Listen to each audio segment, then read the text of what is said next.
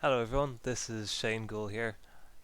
Going to try something a little bit different. So I've got my PUPL Week 6 game against ProDigeZz coming up, and I'm going to give a live recording of it a go to kind of give my thoughts as things happen, just commentate the game as it goes, and just see if it works out, if it doesn't. But yeah, it's something I'd like to try, and it's something I think would be a bit different than the kind of standard commentaries where you're not actually playing, actually being in it and seeing the decisions being made in real time could be a bit of fun. So I have a bit of a different team. This is Sword and Shield PU, and I've got a bit of an ice spam offense team going on here. It's a bit funky. I'm hoping it works out, but yeah, it's always a bit of a risk bringing teams like this. But I like it. I had fun building it, and we're kind of at a stage in the tournament where I've exhausted a lot of the more standard ideas I have, so I want to use something different. It was based around this Glacier set, Jolly SD Taunt to try and beat Wheezing and Jellicent and kind of catch up to them and stop them from beating you. So that's the idea. I'll send the challenge now. So ProDigeZz is someone I actually haven't played against that much, but I know of them quite well. Uh, Good player. They've done well in circuit tours. They won the UU circuit. I think they had a really good run in maybe it was RU circuit. I'm not entirely sure, but one of the other ones anyway. So definitely an accomplished player. They should know what they're doing, and they have a very interesting build here. Not something you generally see in SS. And something that I would think is going to be quite weak to Glastrier. The I'm kind of worried about this. Hitmonlee is the only thing that's kind of on my mind here. Everything else is manageable. I'm just kind of noticing that I haven't really packed any fighting resists. Well, I have Frost Loss, but aside from that, not a whole lot. This probably should have been poison, but that's fine. Acknowledge that and move on. Try and adapt to what you have in front of you. I really hope that's not Scarf, because if it is, yeesh. Looking at everything else, like I said, Glacier is going to be really good. The big thing is, yeah. So looking at that roll there, that's not what I want to see. Because if that's Scarf, then that means they can just kill me with a little bit of chip. Yeah. Vikavold's normally not too bad into this style of team. Um, Double A is Double A. It does scary stuff. Sneasel's a bit annoying, but should be manageable. If it's low kick, that's not the best thing in the world, but it's fine. And Whimsicott I have my Steel Valley for, so that should be fine. And yeah, the Colossal usually does the same kind of stuff in every game. So I'm a bit worried about that Hitmonlee. I don't really want to lead poorly into it. But Glacier does look somewhat solid here. I'm looking at probably winning this game with probably a combination of breaking with Glastrier and then maybe Scarf Lilligant, and breaking with Archeops. Something with Aurora, something with Valley. I just need to make sure I'm keeping Frostlass safe and healthy to deal with that Hitmonlee if I need to. Which isn't great. I haven't put myself into a great situation into that. I like the idea of an Archeops lead here anyway, so I'm going to go ahead with that. Does well into most of what they could do, and yeah, we get what we want in a Colossal lead. Possibility this is a Sash lead Colossal, which is not what I would want to see here. Okay, the fact that he left it in like that means it probably is Sash lead. Yeah, it is. Okay, that's fine enough.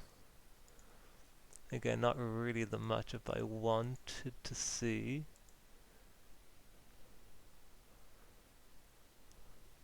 it's going to Earth Power. I don't need Terror Slash. No point rocking there, he can just spin.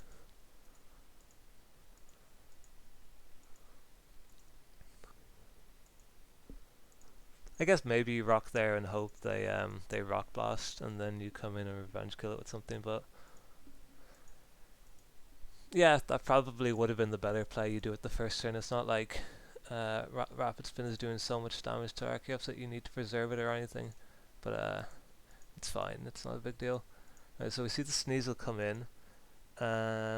My Glacier's safe-ish into this. Like, you normally just expect an Axle here. I'd kind of like to keep the Valley healthy because it deals with Whimsicott and it helps with Double Aid.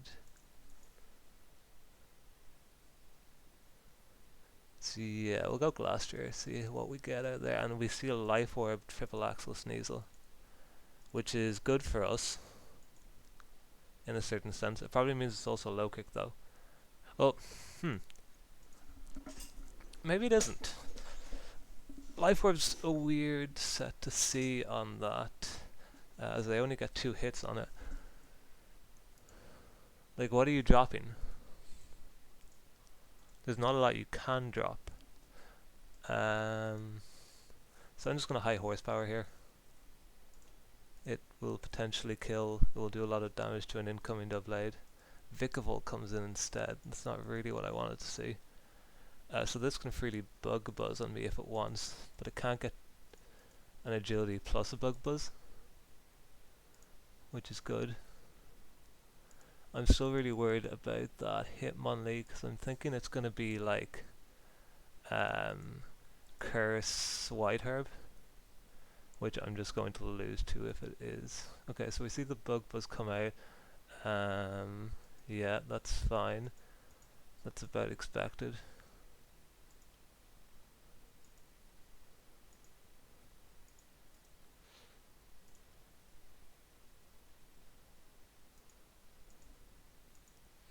So yeah, we'll take this trade. Well, yeah. Take this trade, and I think we're going Aurorius to Revenge Kill here. Yeah, that's probably the safest way of doing this. The only problem is Aurorius kind of lets the Hitmonlee do what it wants. I'm thinking about going Aurorius and clicking Rock Polish. But I'm just wondering if that's unnecessary chip, and I'm not even sure if I can take one. I can't really, so that's that idea gone. I could go Archeops, but then I'm just inviting the Sneasel back in. So yeah, we'll go Aurorius and we'll click Hyper Voice. Or well, maybe we should be Meteor Beaming here, so that we can Hyper Voice. Like, we can prevent a setup from the Hitmonlee the next turn. I know it has the miss chance, but it's better than the instantly lose to Hitmonlee chance.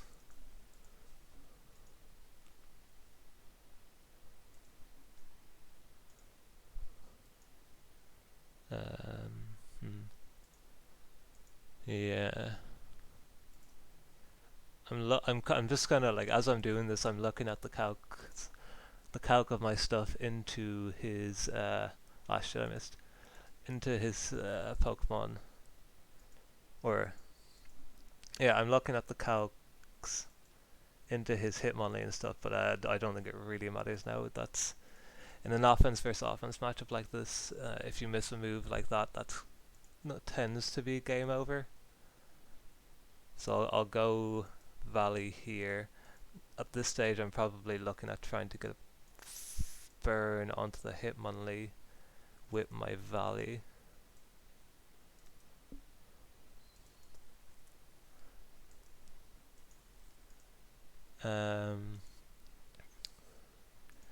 Yeah, I'm not really sure how else I'm accomplishing this.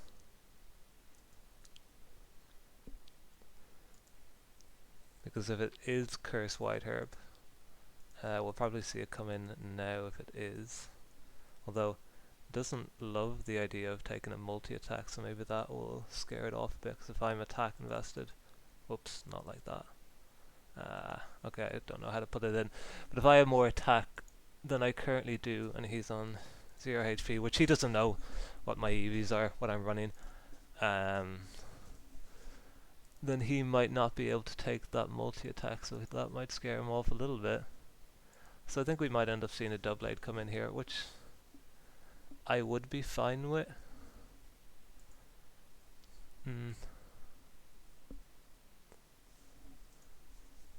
Yeah, I'm just looking at this. I probably lose this game. I don't see how I'd win it. Like if Doublade into Flamethrower, he CCs. Yeah, Doublade comes in. I don't have something to come in and take this. Like I could go last and then let it die the next turn, and then I'm losing to Hitmonlee.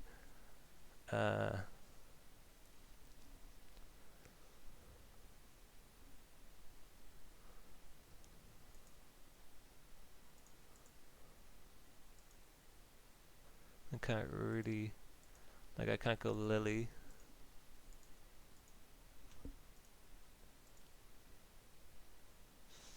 Maybe if I live the CC, because there's a decent chance he's not max ATA, and even if he is, it's only a 69% chance to OHKO.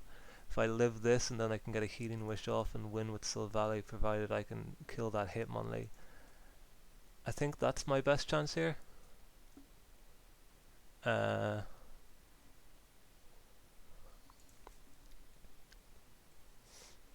actually thinking if I go Archeops, so special attack, same thing.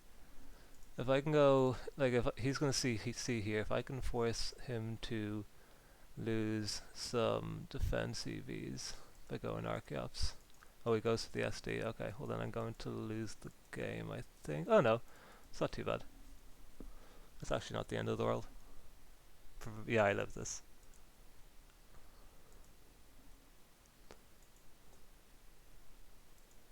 I'm actually surprised he SD'd, because I was really thinking about Flamethrower in there. I'm also conscious of the fact that I have no time on the clock.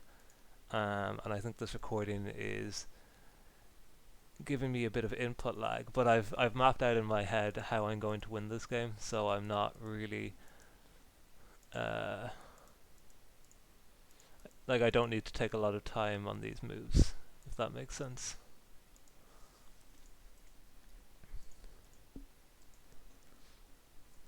Unlike these last few moves, because in my head I know what I'm trying to accomplish here. I'm trying to use Sylvally plus Healing Wish again to win the game, and so we see that damage come in. Sneasel will not kill with a knock. It'll be a roll with a knockoff. I'm gonna. It's pretty favored for them, so I don't really want to take that. Okay, so they do have low kick, which means I probably just lose this game. Yeah. I could hope for an Axel miss, but even at that, it's not. Yeah, low kick just does so much to Valley, unfortunately. Maybe this is like Adamant, because you do see that sometimes. I'm gonna triple Axel. Okay, it's not. It is Jolly. But yeah, like I can go Lilligant and kill this here, but then I'm losing to the Hitmonlee. So I'll Petal Dance. Possibility Okay, I can see a possible win condition here, where I Petal Dance with Lilligant. Well, he's probably CC on Burden, anyway. So then I'm looking at trying to crit the Petal Dance onto the Hitmonlee.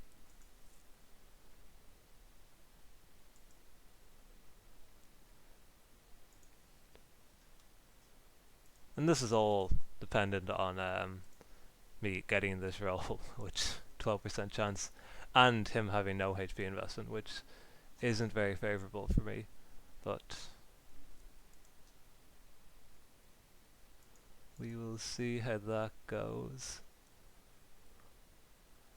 I'm still looking at trying to get a potential crit on. Okay, so he goes Whimsy, which is interesting. I think it's fine, but yeah, Whimsicott's fine here for him. I get that move.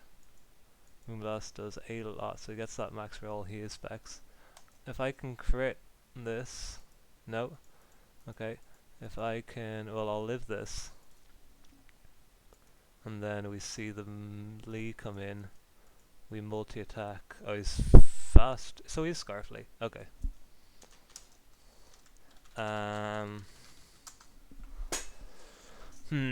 actually didn't expect that to be Scarfly. So looking back on this and trying to identify where I went wrong. So if I'm trying to look at the key turns of this, I think at preview I didn't do a good enough job of identifying what his team was going to be. I probably should have clocked that was going to be Sash Lead Cole. Now I'm not actually sure if that would have changed how I played it, but it would have been beneficial knowing that ahead of time, because then I could have planned the early game a little bit better.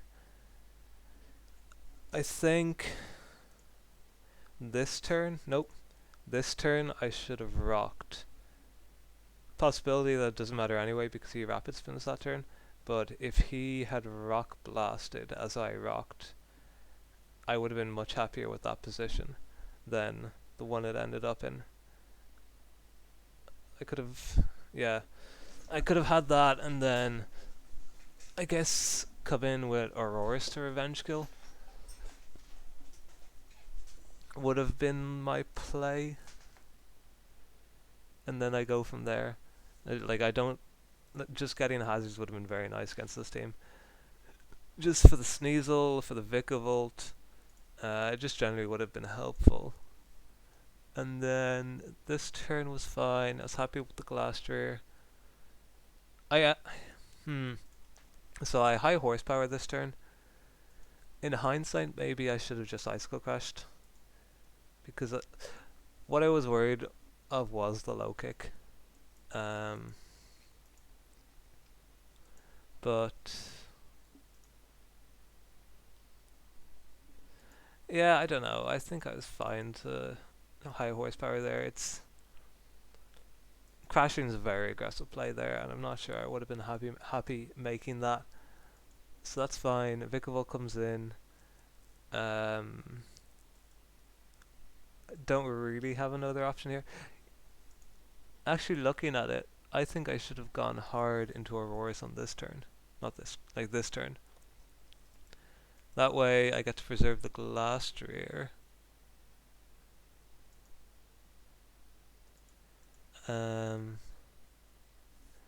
Yeah, so if I go hard into Auroras this turn, now I'm in with Auroras, I'm clicking Meteor Beam, and it's basically the same situation as this. So if we see on the calc, had I gone Auroras this turn, I would be getting Auroras in with about 18% left, and then I'm clicking Meteor Beam and then going from there. Now, as it worked out, I ended up missing Meteor Beam, so it was kind of all for nothing anyway. I'm thinking to myself how influential this Meteor Beam miss was. I'm not entirely sure in the long run it ended up mattering. I think I was kind of too far behind regardless. So just thinking about it, if I hit that Meteor Beam, we probably see... it's hard to tell because he could have used any of these three to come into revenge kill me, but then I would have found out it was a low kick Sneasel, which would have been good information to get. But yeah, I don't know, this seems very weak to low kick Sneasel. It's hard to say. I think I really needed to have my Glastrier around. Just looking back at it, I think I needed to make that Aurora switch I was talking about earlier.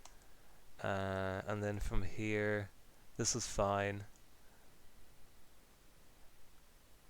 This was all fine. So like maybe in this position I'm just looking at it and I'm thinking, alright, I'm so far behind. I need to fish for either a flamethrower crit or a burn. Crit high roll, sorry, crit high roll or get the burn onto Dubblade, which would have been quite nice because he actually clicked SD here.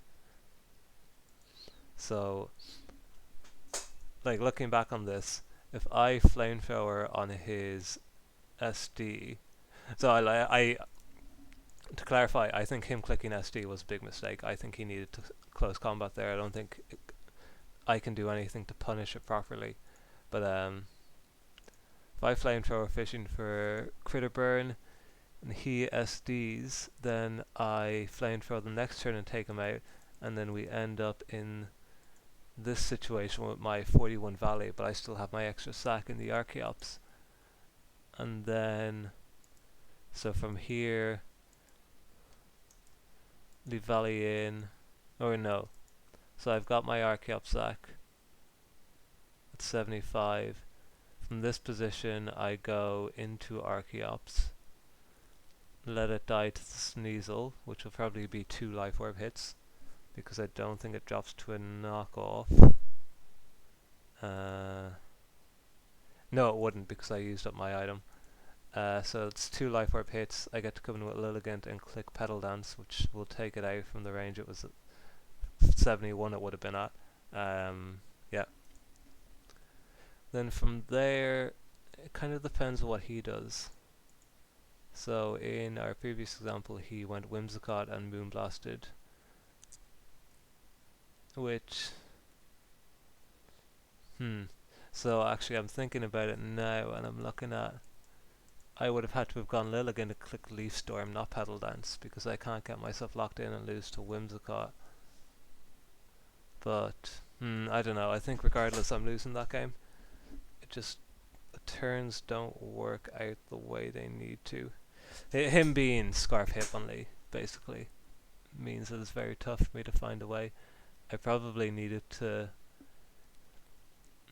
I probably needed to get a crit onto the Whimsicott realistically. And then... yeah. Crit onto the Whimsicott. And then I get the chip onto the Lee. And he's forced to choose between CC or knockoff.